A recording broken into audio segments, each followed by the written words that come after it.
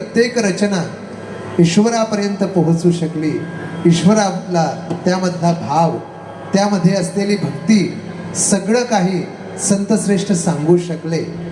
आणि ज्यावेळी मनापासून ईश्वराला काही अर्पित करायचं असेल तर अंतरीचा सूर जो आपल्या जीवनाच्या विणेवर सतत झंकारत असतो तो ईश्वराला अर्पित करावा.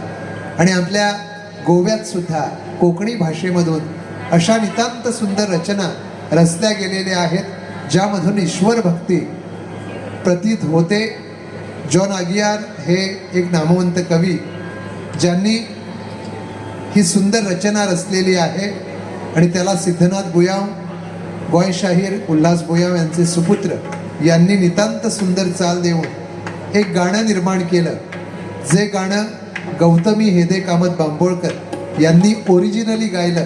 आणि जिथं जिथं गौतमी गायला जाते तिथं तिथं या गाण्याची फरमाईश रसिकांकडून असतेच असते.